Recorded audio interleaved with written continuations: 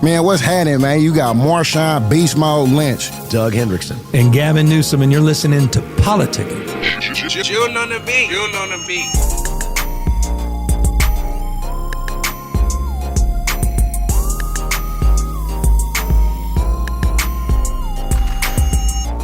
So Doug, Marshawn, what was that? I mean, it's been about a week or so. What was the experience like going into San Quentin? Doug, I think it was the first time you've been inside San Quentin, right?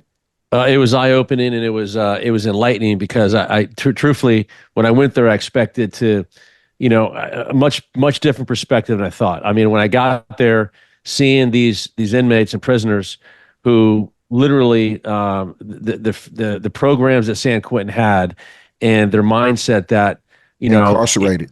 Incarcerated. If they don't get out or they get out, to have the programs in place, to have these guys' lives change in terms of their mindset was so enlightening. I did not expect to meet the 60, 70, 80 prisoners that I did that had the mindset they'd have. And it blew me away. I bet. I mean, one of the things, I imagine if you've never been there, and I remember the first time I went to San Quentin, what really surprised me is that you can walk into the yard and there are hundreds and hundreds of prisoners, and folks can walk right up to you. You can talk. I mean, we were talking to lifers. We were talking to folks that may never see the light of day, and they're all out there in the yard. People seem to be getting along. They're willing. I mean, they're willing. The guards are willing to allow you to walk around. I mean, was that something you had anticipated, or you thought it would be a little bit more organized? I thought you'd see, honestly, I thought you'd see the Hispanics in one side, the blacks. I thought you'd see the segregation in terms of the prisoners like you see in the movies. But to see these guys walk up and how appreciative they were that we were there, how appreciative they were that the prison San Quentin with the warden had the programs that they have, and all the things that they're allowed to do, to walk freely and to take part in, math programs and the podcast room that they have and the different things they're doing was completely eye-opening to me in a great way. Marshawn, you ever met a warden like that? Nah. That wasn't the kind of warden you expected, right? But the thing, the biggest thing that stuck out to me about him was, the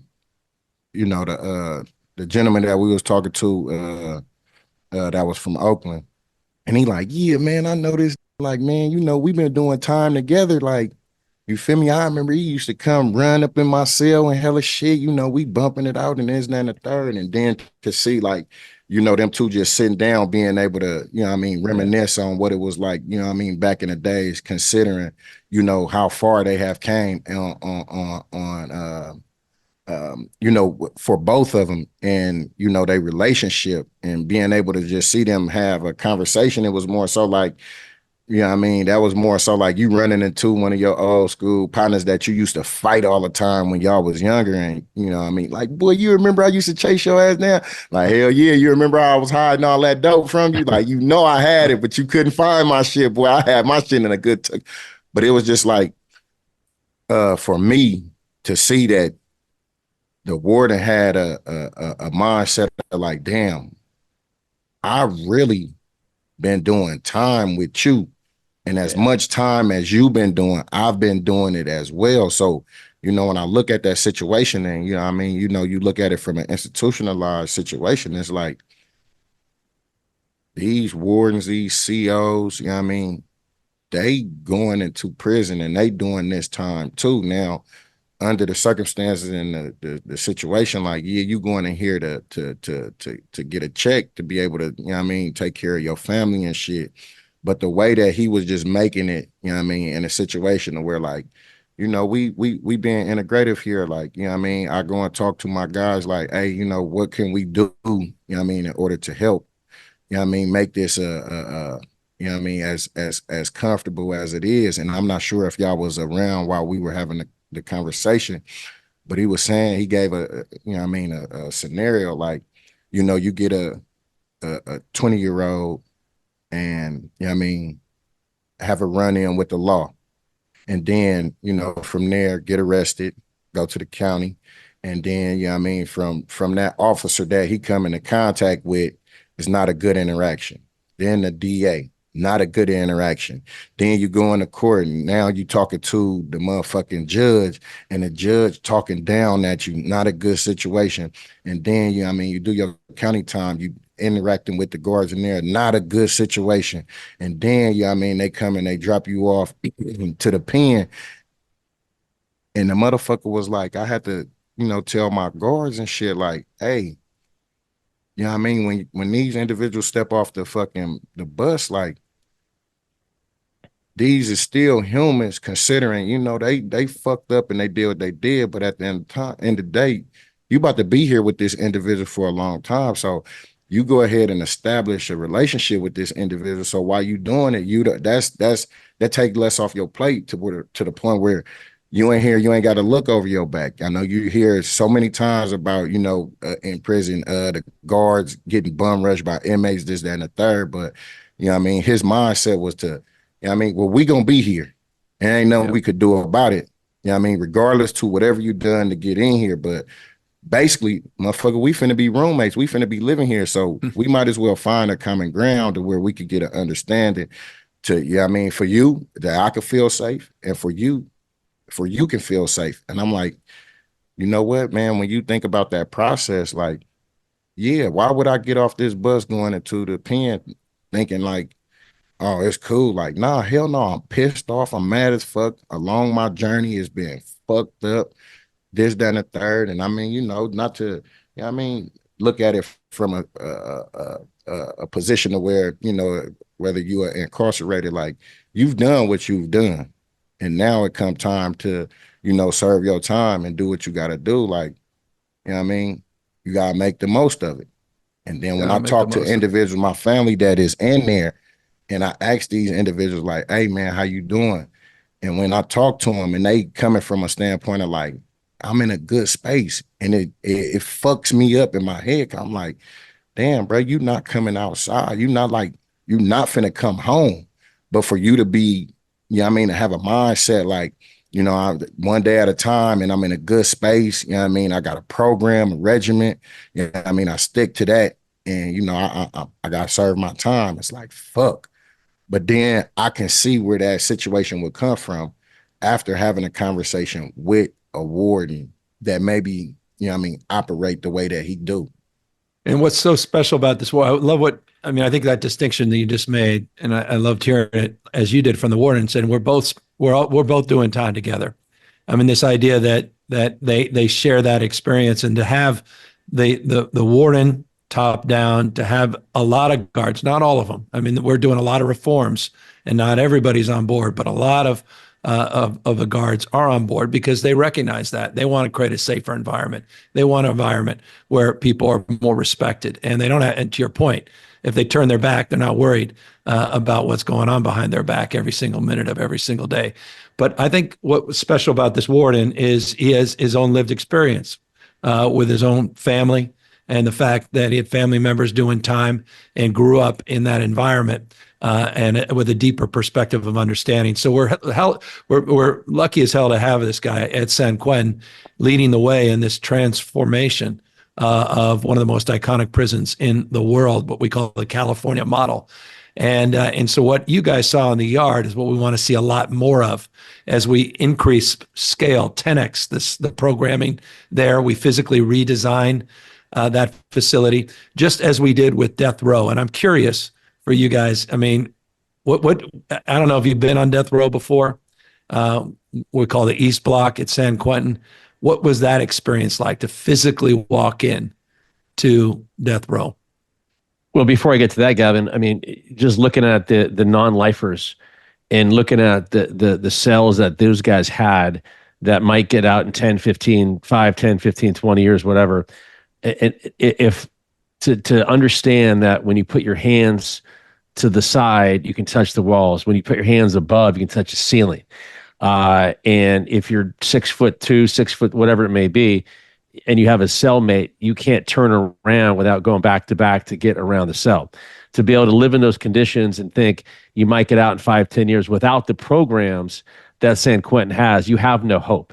And I can see that if these guys get out in other prisons that don't have the programs and the hope that they're giving them, how do you get out and expect to join the real world and function and be a member of society, as a father, as a husband, as a whatever it may be, go forward. It's mind blowing. So I mean, kudos to San Quentin, because these inmates that have a chance to get out, even the ones that don't, their mindset is the right way, which is pretty cool to see.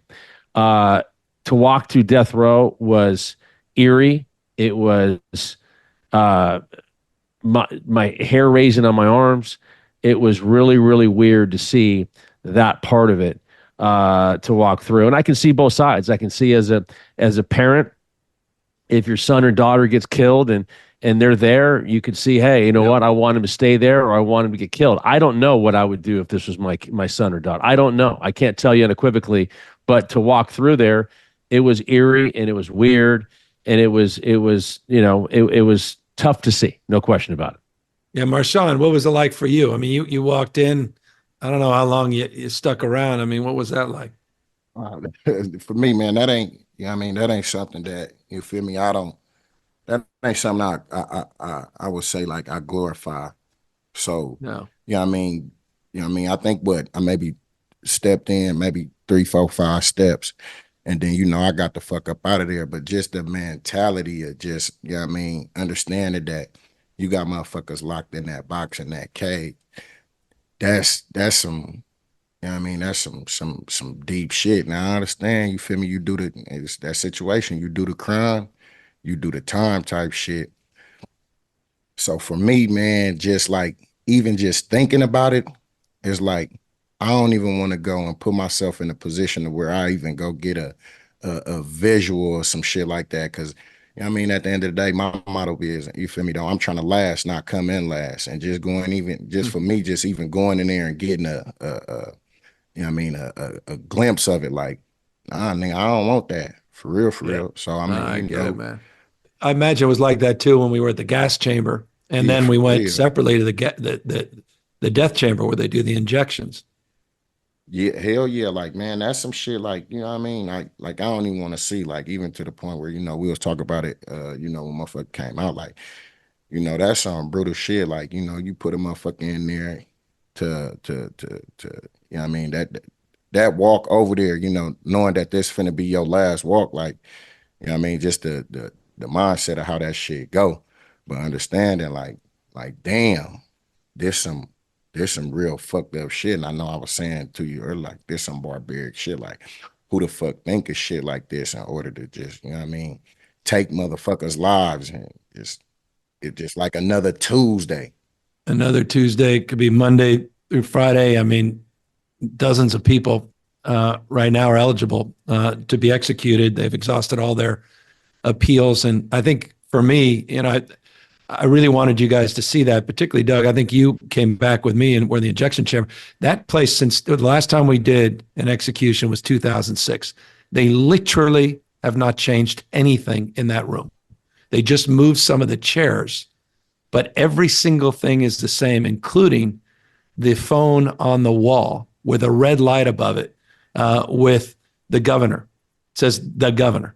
Doesn't say which governor. It says the governor, waiting for that phone call to do a reprieve, to stop the execution, or allow the green light for the execution to go. I've been in there a couple times, and you talk about, Doug, hair on your arms. I mean, that's just, that sits with you in a different way, that you have the ability. It's like some gladiator, putting up the thumb, up or down, life and death. And so I appreciate, Marshawn, your sentiment about that, this notion that we can kill broken people, that we can do it in a premeditated way, that somehow we're saying it's wrong to kill people, but in the name of that, we execute someone. That's just hard for me to square. And as governor, that responsibility falls straight on my damn lap. Well, and the sad thing, Gavin, look, I mean, you and I weren't raised the same way that Marshawn was, and a lot of people were, but to see some of these guys in there and to make a wrong turn in life, and end up, I mean, it's not fair. It's really scary in a lot of ways, and it was eye-opening. I think I was talking to a 24-year-old prisoner in there who talked about when he was, I think his mom was a prostitute, his dad wasn't there, 7, 8, 9 years old, had no food, didn't know what to do. I think he had his first, stole some bread, as a kid, and then he kind of evolved from there. But this kid had no chance in life. He had no chance, and he got in, and luckily he's got a chance to get out in 10, 15 years. But, without the program San Quentin has, without the hope he's going to have going forward, this kid had no chance in life. And it's really sad, but most people in the world don't look at this and say, "Oh, well, he shouldn't have been in there." Okay, well, put yourself in his shoes. What are you going to do? Really? I mean, that's the hard part. All powerful components of what we ultimately want to bring to light in this podcast. Well, Gavin, I applaud you for doing what you've done with San Quentin and all the prisons across California, because it's making a difference. And to your point, when they do get out, they're going to be our neighbors, our community members, and all that. And so what you've done is great. So I appreciate what you've done and taking us in there. How about one of those community members is my old teammate in Twin Cities Little League in Larkspur, California. And a kid that literally my age, you met him, Doug. Marshawn, you guys all met him, Angelo Mecchi, who was our third baseman, shortstop, second baseman, had everything going for him in life, and just started hanging out with the wrong people. I mean, you talk about just this how for the grace of God, go any of us. One decision, hanging out with the wrong people, couple bad decisions after that, and here he is, third striker. Prisoner of your past. Third damn striker. But it was a hell of a thing to walk into that yard and meet a former Little League teammate who says, "Hey, Gavin, how's your sister doing?" And you're like, "What the hell are you talking about?" And find a guy who played for Round Table Pizza. That was the name of the team. And my 11th, 12th year old Little League team. So it's life. And I think people really enjoy this podcast.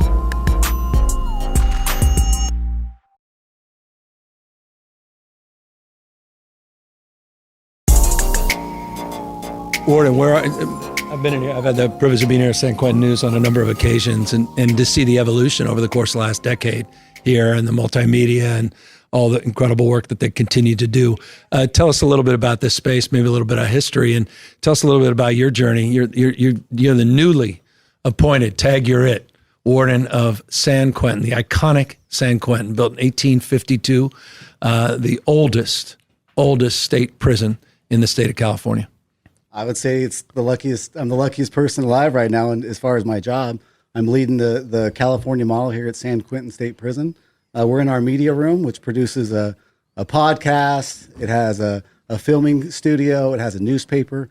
The opportunity that the governor's given me is pretty cool. My journey is a little different. My father was incarcerated and out of jail. So I grew up kind of having to make some tough choices. Yeah, so then me and you, we got kind of like, you know what I mean? Because that's how my pops was. You feel me? So I had to make a decision, man. Do I follow that trend or do I change? Well, how long was your dad in for? So I didn't see him a lot after he got incarcerated. He now passed, but he was a D number, which tells you it was probably about 30 years ago. Okay. He did some time in Chino, and then he was in and out of jail. So he really wasn't relevant in my life. So I wanted to distance myself from him. So I went into law enforcement because everybody assumed I was going to go that path. And I started over 22 years ago. When the 3 strikes law was in effect. No one told us how to do it. We just went in there and they just told us how it was. So to get the opportunity to actually give back to the community and get people ready to participate in our communities and give back, it's an amazing. That's that's strange that you feel me, don't look at it like that. Cause just when you hear like the warden type shit, that's like, hell no, like, oh my, it's almost like the principal at school and shit like that. So it's, and then to hear him saying like, giving back to the community, like for whatever that shit just not, for me, it's not translating in my head to even think about it in that way. So when you say that, cause you just threw out some shit that's big. When you say we in the media room, like y'all got a podcast, y'all got first of all, these goddamn cameras that I've been seeing these guys walk around with, that's some, you feel what I'm saying? That's some state-of-the-art, like, equipment type shit. So it sounds like, we was talking a little earlier, like the system and the mode that has been kind of, for the last, I don't know how many goddamn years. But, when you came up and like, I'm the warden, we're like, damn, you look, shit, you don't look a day You feel me? Over 21, like, and you say, you know what, you trying to change things, trying to break the mold. Now, not just with your appearance, but your mindset and what you bring into the institution here. Like, you know, it's been hard just, you feel me, just even coming in here. Because it's like, why the fuck would you be going into a prison?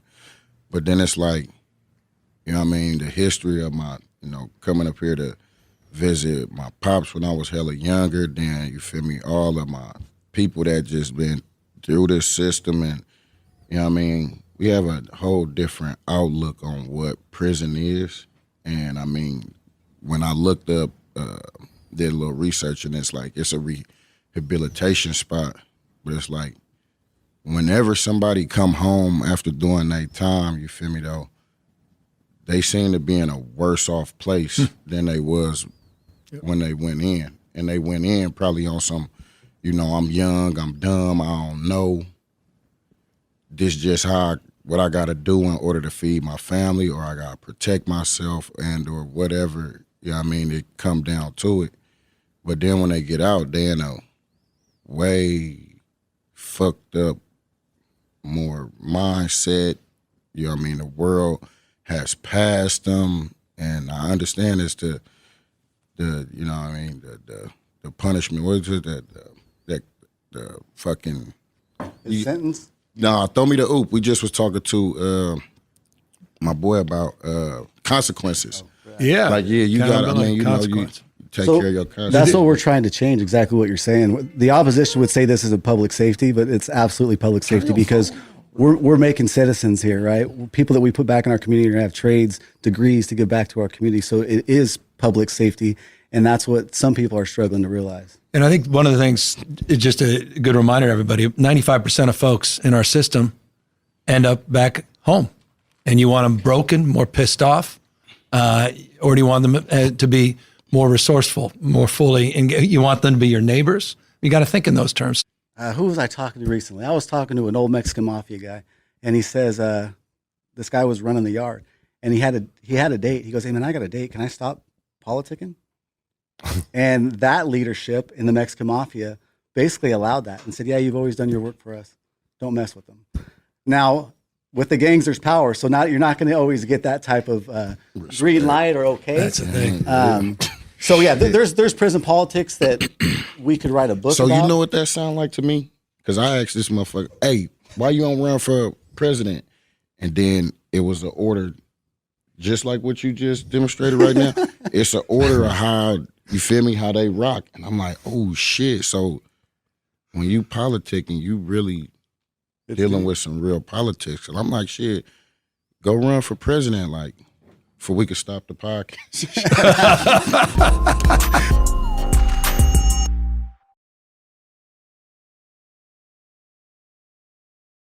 Of all the things that I've done as governor, the one thing I wasn't prepared for was this space. I mean, when you're campaigning out there, no one asked me what my relationship with prison reform was. They talked about criminal justice reform more broadly. I didn't understand the nature of debriefing. That never came up. There was no white paper that I had. I don't know what a gang debrief was. I didn't fully appreciate the parole process, and I didn't understand all of these nuances. But every single week, I have life or death decisions. Literally, no bullshit. When you're looking at that, what is it in your mind? Like, okay, if I see these type of, it's exactly what we just heard right there. Is you can kind of talk away. I want to know the journey. I want to know that it's sincere. It's not bullshit. I want to know that you didn't just go into some program just to quote unquote get a check. So you just stack in those checks to come to me. I want to know that you feel remorse, that you feel for the victims, that you have a relationship to the victims. Because at the end of the day, I think what happens when we have these conversations, people see it as it's right or wrong, black or white. You spend time with the folks that are incarcerated, it means somehow you're taking away from the families and the victims. And that's important to me, that it has to be both and. You got to come out feeling deeply responsible, accountable, remorseful, and you've got to come back a stronger person. And if you have that, if you have empathy, you have care, you have some goddamn compassion, and you could demonstrate that, then that's determinative in terms of the people that we let go. Otherwise, if I feel it's instinctual sometimes, And it's just immediately rejection. So how many times do you do back. that when you just look at the name like Marshawn Lynch? Oh, nope, throw that back in there. You know boy. what? That's what every governor do y'all used to play do. It. Shit like that. Because when I go fill out job applications, I'm not hiring The name alone. Name Marshawn. By the way, you see that. You feel me? That's a real thing. I know it. That's what I'm saying. But let me tell you how bad your shit. It's only been since Governor Brown got in office. The previous governors, Democrats, not just Republicans, they rejected every single parole board recommendation. They didn't even look at it. And then they would look at the name, or worse, they'd look at a picture. And they look and see if someone's got tatted up. Like, no, he's gone. I'm no bullshit. And then race was a determinative damn factor for sure on getting in here and getting out of here. And so I don't see pictures. I don't care about the name. I quite literally look at the journey people are on, and we have a risk assessment, a psychologist. I look at the programming. When did they debrief from the Mexican mafia? It's been 10 years. Are they clean and sober? Because most folks, a lot of them, and they fuck things up because they start using again, even though they're parole eligible, they've done everything right, and they were dumb enough to go back. And I figure if they're dumb enough to do that here, they're going to dumb enough to end up back on the goddamn streets and back in the prisons. Gavin, I applaud you because I know how real this is for you. Like that. Free the gang, man. Free the squad. No, but I know. Well, we're going to by the way, in a minute, we're going to talk about the goddamn death penalty. How about that on your conscience? Oh, man. Look, how about that on your conscience? This kind of like, just let a motherfucker sit down and do their time. It's like, what is that you was talking about in the movies and shit? Like, but the movies I be seeing, they was fucking people up, like with the gas chambers and all those kind of shits. Like, who go and think about creating some shit like that to fuck people? That's some sick shit. Well, I think it's pretty sick that we tell people it's wrong to kill, and so in the name, or somehow in the spirit of saying it's wrong to kill, we kill people, premeditated. Oh, man. And we kill broken people, man. One thing everybody has in common, they come in here, they're broken. They're broken, some way, shape, or form. And then the idea that we're killing broken people as a society, systemically. And that was something, by the way. Broken people killing broke people. Broken people killing broken people. So the question is. Exactly right. Yeah, who's broken? If I'm sitting there, I think there's a couple dozen guys that were on here in San Quentin eligible for me to put them to death. That had gone through all their appeals, how you just set that up too. Every single, and no, I could have overseen. I could have overseen dozens of things, and that'd have been on my watch, man. Like, you decide. You'll go in when we go in the injection room. You'll see the damn phone. You'll see the phone right there, and that's the governor's phone for the last phone call. And if there's no call, I mean, that's on your conscience, man. Warden, I couldn't live like last that. one. That's why I did the moratorium. So if you don't call, then they out of there. The governor has the ability at those last minutes. So you to got reprieve bodies? And calm you. I mean, that's their life or death. That's why I did a moratorium when I got here. I said I can't do it. I'm not that guy. I can't do it. You can't stomach that. And I talked to Schwarzenegger. He was the last guy to condemn someone in 2006. That took some phone calls? And he said this very publicly, and it's not a knock on Arnold at all. He said it. It was last time that was used, right? Warden, was 2006? 2000. Yeah. No, yeah. No, who was it? It was Ray Allen. And Ray was a legendary guy for a lot of different reasons. And I asked Arnold, because I had just done the moratorium, and I said, how was just as a human level? And again, I only share this because he's repeated it publicly. And he said to me, no, he said, oh, he didn't say that? Well, I'll give you the accent. He said, Gavin, I slept like a baby. He said he slept like a baby. I'm like, whoa. And honestly, that hit me in an intense way. He slept like a baby. You know what? And some way, I respect that he did. And he was serious about it. I'm not that guy. I'm not wired like that. I couldn't do that. And so that was a heavy weight that also led to this California model. It's one thing to do a moratorium, but we got to do a moratorium on stupidity, doubling down on stupid. And the recidivism rates that are off the damn charts. People are less safe as a consequence of our stupidity. And we needed to start doing programming, but at scale, not onesie, two, not little small ball stuff. And the great thing about San Quentin, and Warden was saying this, is it's so proximate. And proximity is a powerful word just generally. And that's why I keep coming back to the prisons, because I want to be proximate to what's happening inside, so I make better decisions on the outside. But the proximity here, and what I'm relating to, is so many people that want to volunteer. And it's one of the reasons this is a service-rich environment, and why I wanted to change that environment at scale by investing in this California model at a whole nother level, where success leaves clues. If we can prove it here, we can then lay this thing out, lay the tracks for reforming the rest of the system. This is the biggest system in the United States of America. We're the largest death squad in the Western Hemisphere. We have more prisoners in our system than any other state in America. If we can change it here, warden's power, if you can change it here, the paradigm that you shift in this country with 5% of the world's population, but 25% of the people that are incarcerated. How much does it cost to house and take care?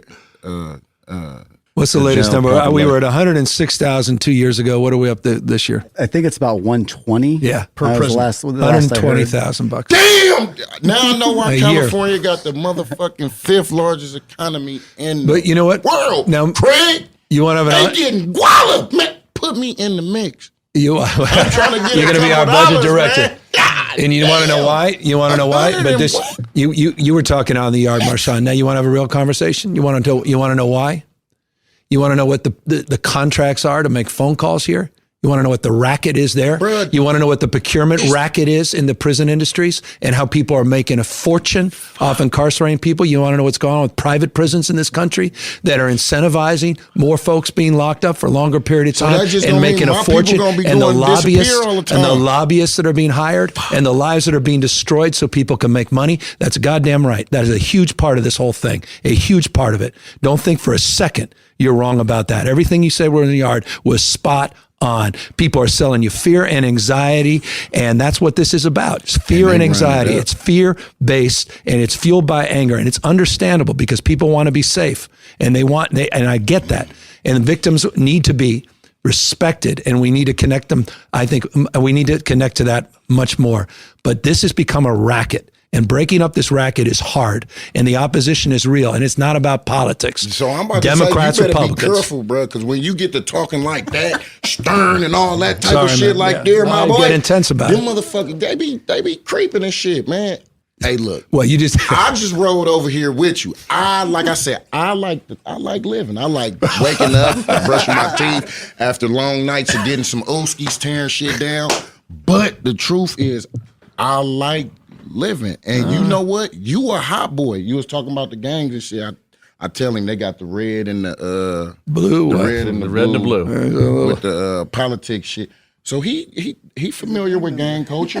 You know what I mean? Just how you broke it down. the red and the blue. So, no, I hope you all heard what he just said, man. You know, Yeah, if he talks- anybody know, you could probably give me some insight. So when he turned his mic off and all of that, and we get rid of him, then I need to holler at you. So we'll talk about it, man. Yeah, so you can let me No, know. every time we talk about gang stuff, he said, "Don't talk to me about gang stuff. How about the gang you're in out there in politics?" Yeah, that's powerful. No, you serious? Right? He's like That's nothing. powerful, though. Says it, right? It Jeez. is. Look, here, ground zero. Let's do it. They started them gangs. They separated and shit, and then they started conquering. We was like, which one is you? You the blue or the red one? You was over here and was like, all right, we gonna take all this, they gonna take all this. And then now, hold on, well, we want this with, nah. So then y'all politics spilled over into us. Was like, well, shit, we gonna go get them motherfuckers and bring them over here and have them go to work and this shit, whoop, whoop. Then you had to, like, nah, we want to free them. Like, hell no, we don't want to free them. Like, well, we gonna put up, what's the prison up there in New York where they started? Rikers. So you was talking incentives with the how to get the guala for the what you call them, inmates? Not inmates. Incarcerated. So how you get the guala for them? It was like, well, shit, if we go out and we catch all of them, then we just gonna get it up here on the front end for bringing them. Then we gonna get it on the back end because we gonna send them back down. So y'all, the whole gang, you feel me though? Damn, y'all, that's crazy when you say it like that, because then you start looking at individuals that look like me, and then it's like, we product.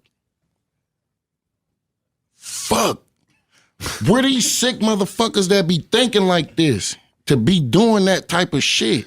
It's All right, you was going. You should be angrier than you're angry, man. We'll talk. I know you got to teach me the politician. But this stern talk.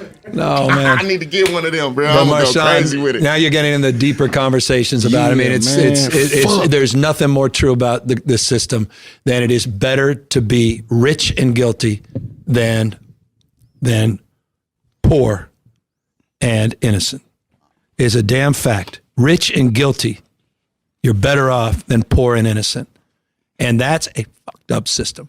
And that is perpetuated, and it has been for decades and decades. Not everywhere. I'm not naive. I'm not casting aspersions on people trapped in this damn system, but it's a system that has evolved over time. We have vestiges of slavery here in the prison system. We had convict leasing after 1865, convict leasing, where they were literally taking the incarcerated and folks in the private sector were basically getting them for 10 cents an hour. And literally the prisons were making money off the backs of folks that otherwise were previously enslaved. I mean, there's serious stuff, segregation and lynching, everything that's gone on for decades and decades have been institutionalized. And I hate when these assholes, these politicians that aren't proximate to anything, never been in systems like this. Never been in communities where you grew up, start talking about all this. They don't know what they're talking about. I'm saying if they to serve the community, right? This is the thing from what I learned about the politician. Like if they there to serve the community and shit, I really just be seeing them just go stack up coins and then they just mobbing. Like you feel me? I know we don't. You know what I mean? We don't talk about dog. That's what we just gonna call him dog or folks, but. You know what I mean? I heard him say, like, if y'all want fucking change, want me to pay tax, change the laws. But you're not going to do that because it's going to affect, you feel me, though, something bigger than what y'all are willing to talk about. So y'all just going to let me say this and you be like, oh, he ain't talking about shit, but ain't nobody going to go and really look into these tax laws that he talking about and start changing shit. Because, I mean, at the end of the day, that comment you just, I don't let you say a lot of shit, but the one you just, I really fuck with that one. That one, you tell you rich and guilty. Yeah, rich and guilty than poor and innocent. So, I mean, and oftentimes it's race more than culpability. And I didn't I didn't even get into race there. I was talking about wealth, but then we get into race. That becomes more of a factor than culpability in terms of sentencing. And I don't think this. We know this. This is like the guy we just met. He said this is just math. But see, it's just fact. It's a fact. Yeah, and you right now. This is why I'm this shit just came right on time, man. I'm glad.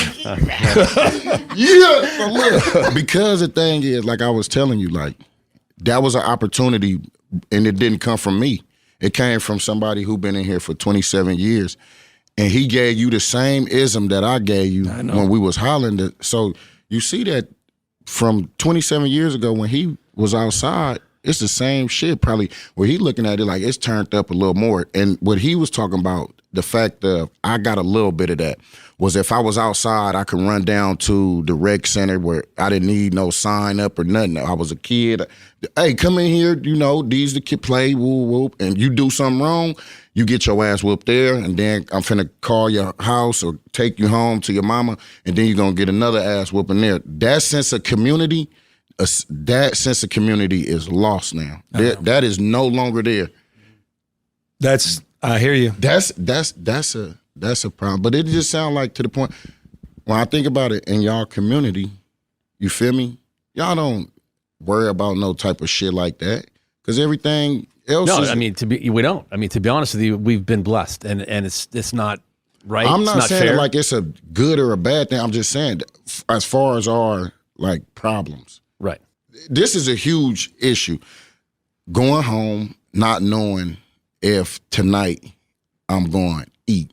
And that's just like, that's serious though, right? Because you think about when you come home, like, yeah, I just had school or whatever, like, damn, moms ain't here, fuck, we ain't got the lights ain't on.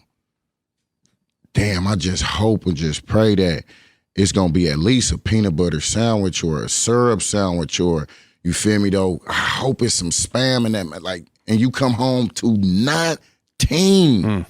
Your stomach start doing that, putting that hold on you and choking the shit out you like, what the, hold on, I can't, like, I'm about to die. I gotta survive. What I'm gonna do? I'm a kid, ain't nobody there, ain't nobody to say, hey, look, hold on, finna, you know what I mean, make this wish sandwich, you feel me though, or whatever. Like, and it's, now I gotta go outside and get something to eat. How? I don't know. But what I seen or what I heard, and that one hungry night leads you into a situation like this. Well, I didn't know. I just wanted a piece of his chicken, and he turned, and I.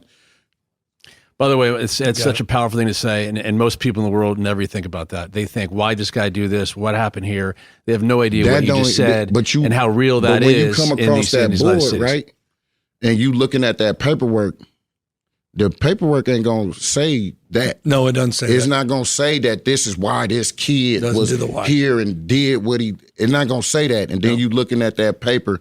I'm not saying you personally, but they get that paper and they look at that name and it's, I throw that motherfucker. Or as they get that paper, they look at that picture and they throw that motherfucker. Or they get that paperwork and they look at the black and white on it and it won't say that.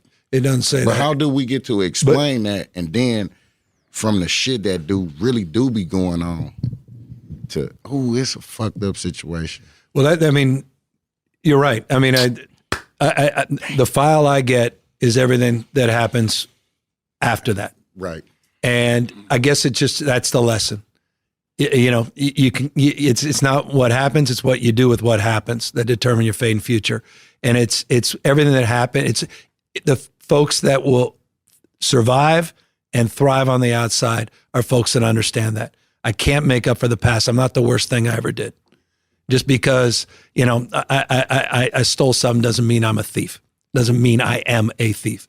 And those that go on a journey of discovery and they can demonstrate that, those are the folks. That's what I read.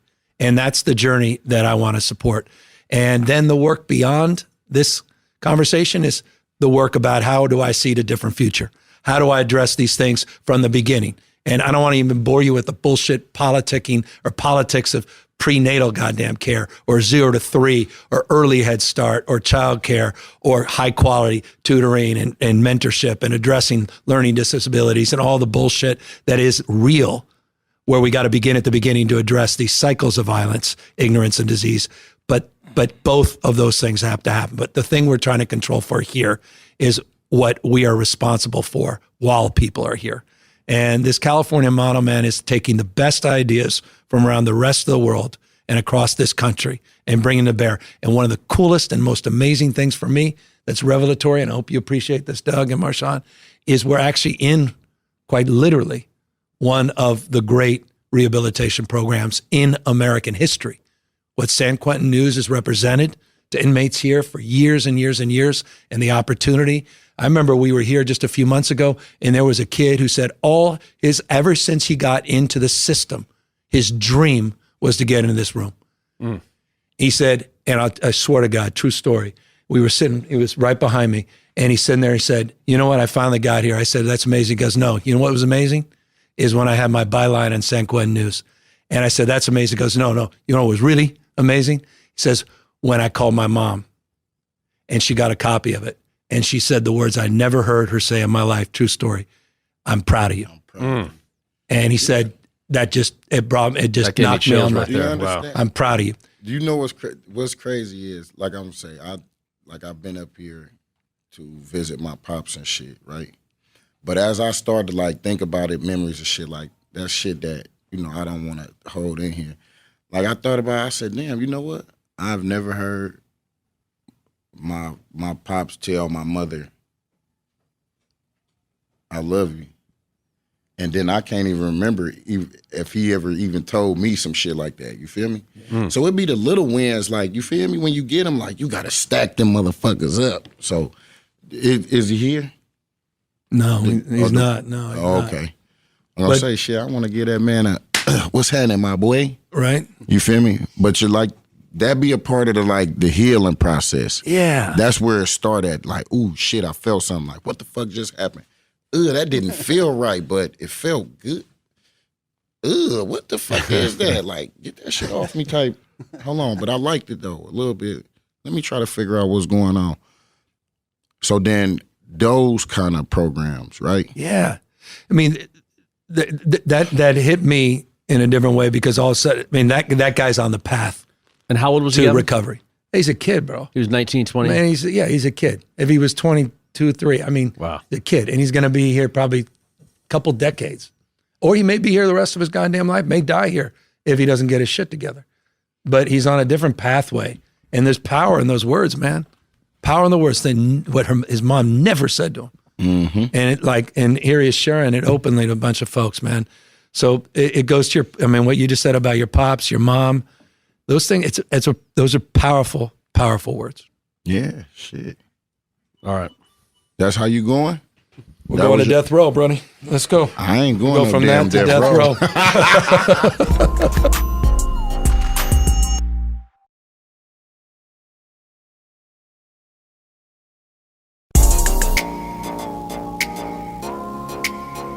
Wait a second. I'll come around. I'll catch you. Yeah, get your ass over here. Jesus Christ. Yeah, Little League. You see the people. That motherfucking Little League guy. I told you. You good? Yeah, So, bro. you all right? Yeah, absolutely. Yeah? I woke up. That's the best thing I can do. You know? How things? How long you been here now? 2 years now. 2. Yeah. And you were where before? Susanville for 2.5 years and Jamestown for like 3 weeks. And then I was here before that for almost 10 years. 10 years, Jesus.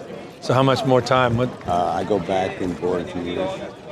In 2 years? Yeah. All right, so that's around the corner. Yeah, I need your signature. What's up, bro? Doug. Hey, Doug. Hey, tell Doug how we know each other. Oh, yeah. Little League. What Little League? Twin Cities Little League. Twin Cities Round Little table. League, bro. Okay, now let me ask you a question. I'm Yeah. telling you right now. He was a decent player, but you were much better than he was. I can tell right now. Am I right? Hey, he did all right until he ran into Kurt Yelling and broke his arm. Well, there was that. See? Jesus. I mean, a guy who remembers position Kurt you play? Yelling. Outfield, second base, pitcher. Okay. He was actually 1 year ahead of me.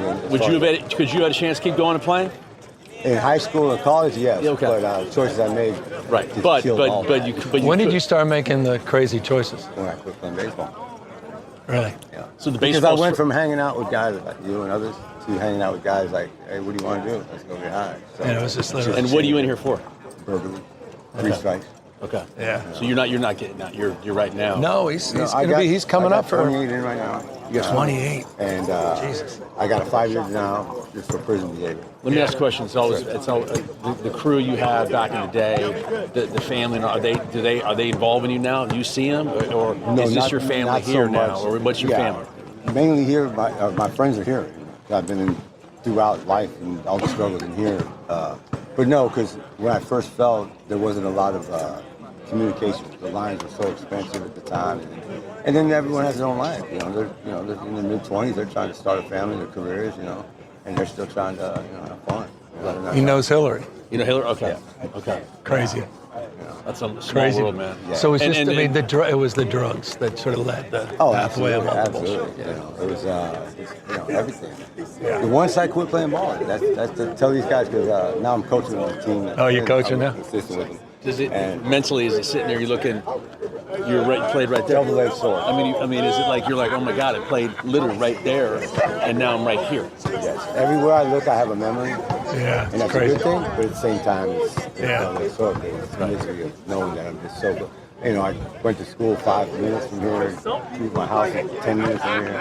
His house is about 7 minutes from here. Well, I appreciate you keep going, man. What was it, round table, red table or round table? table. Round table pizza. Round table? Oh yeah. That was our team, bro. right on 10. Round right, table. Yeah. Round table. Yeah. Ours was at in the Corte Madera one. Yeah, the right Corte, there. But I exactly. guess they put a bank there or something now. Exactly, there's a bank there. Yeah. 76, yeah. We're getting old. Yeah, man. Good to see you I know again. You guys got to go.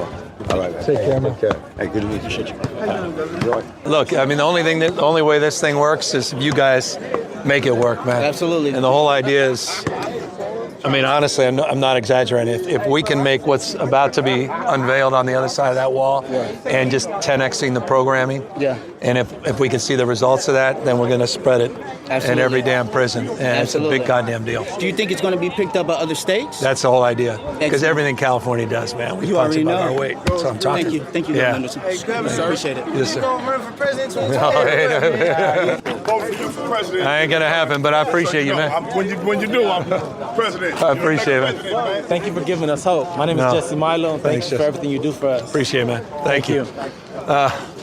We got a lot of work to do here, bro. I've been here my whole adult life, and I've never had this much hope in the future for us as incarcerated people. That's awesome. And a lot of that comes from you and the work you do. Appreciate it, brother. Thank you for that means a lot. Keep it up, brother. Keep it up. What's up, guys? How you doing, man? Good to see you, brother. How you doing, man?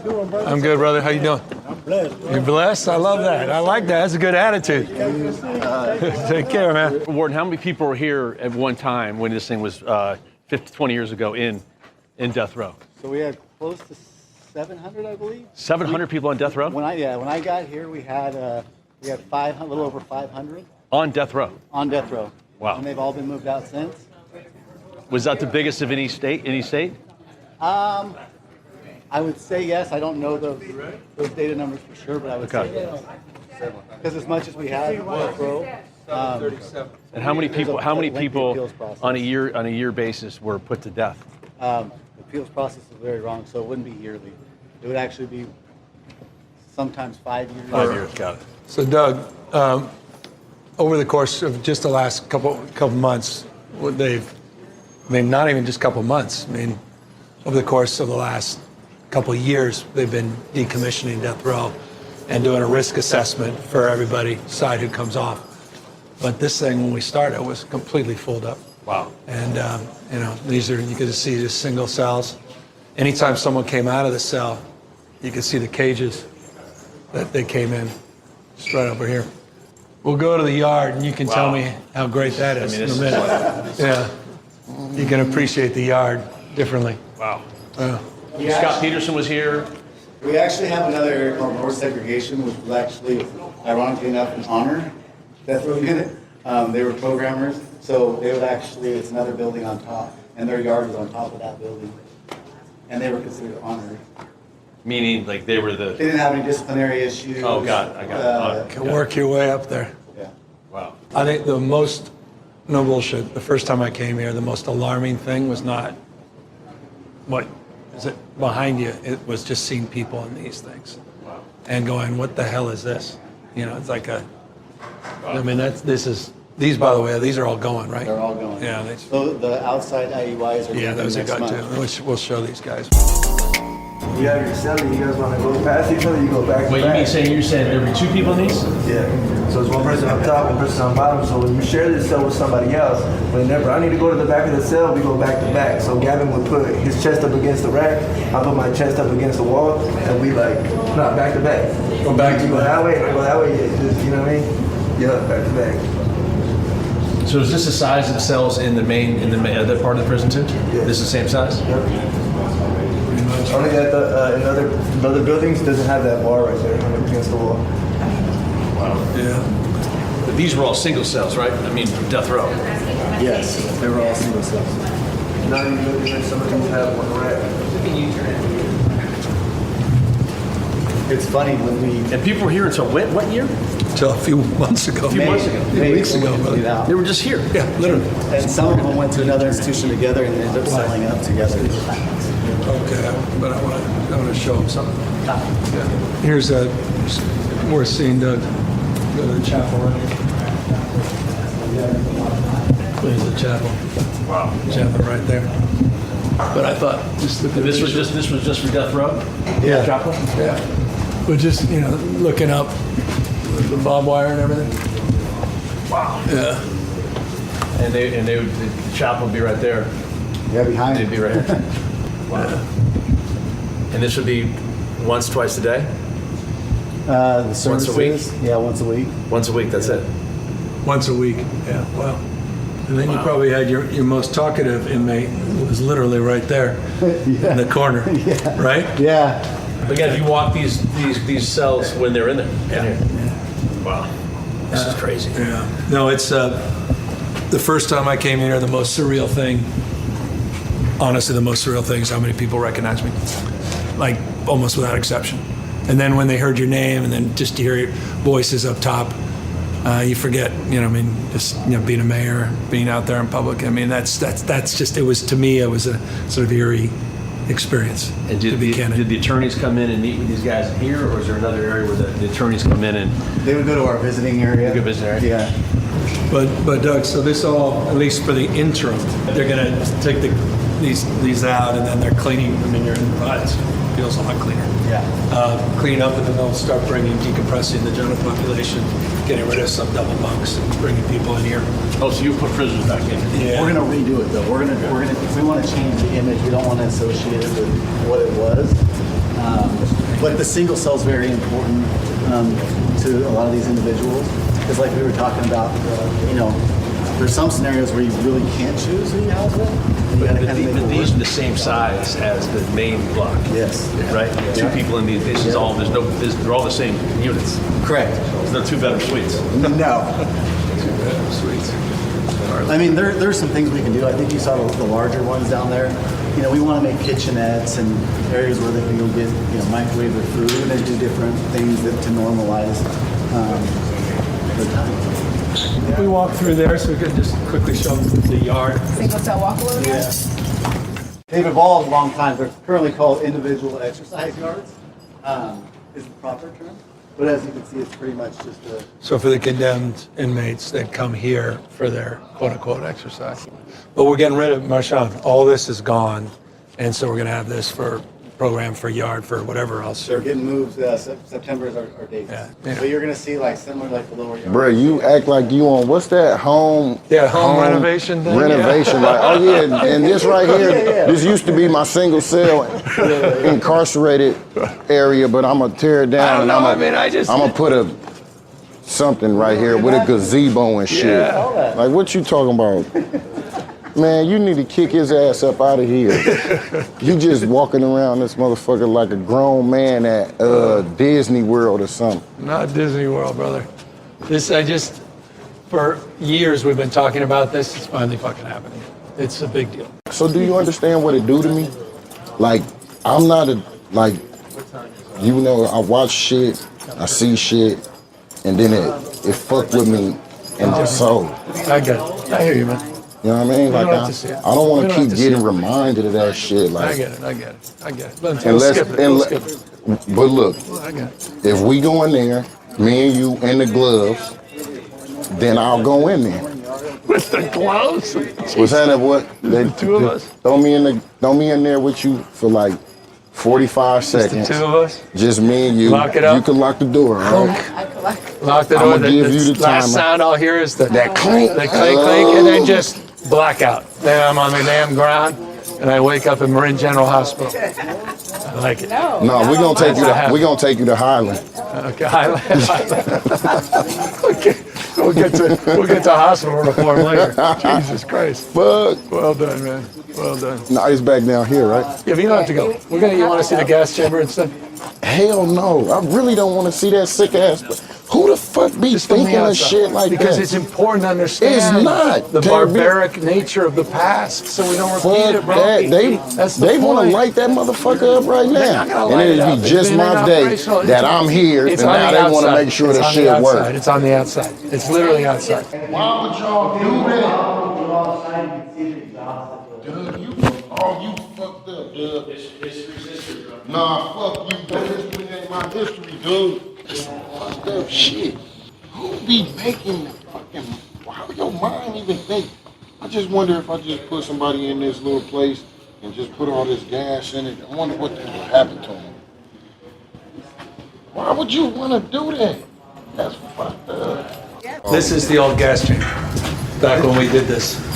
Back then. This been decommissioned since when? Decades. So they would be in there, and the family would be out here, and the gas would come in here. They'd stand there. That's some white people shit for sure. Why would y'all do that? If you go outside, you can see the exhaust at the smoking room. History's history, bro. What was the process? So they're coming from a whole other section from somewhere else. They're not coming through this way. Yeah, there's a back way to come in here. So it's actually at the end of East Block and North Block, there's access to here, yeah. So they would just walk them down. It was like 40 years ago, I think, was like the last time. So before my time, so I don't know if 1980? Probably, because lethal injection came after, right? So we have a lethal injection. They tried to clean it up. Tried to clean it up. Right, and that's been litigated because it's all the cocktails. So who would be here though? So who would be in his room? Witnesses, lawyers. Usually victim's family.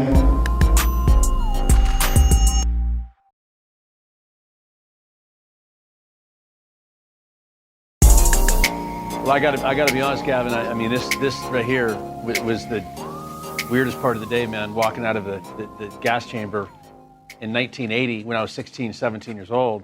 This thing still existed. I mean, I got a weird feel right now. Yeah, walking out of there, man. And you should, because there's dozens and dozens of people today that could be condemned to death. And of course, we're using more humane means now with lethal injection, but that's just literally right next door. But the idea, the gas chamber, even lethal injection, used to line people up and shoot them, hang people.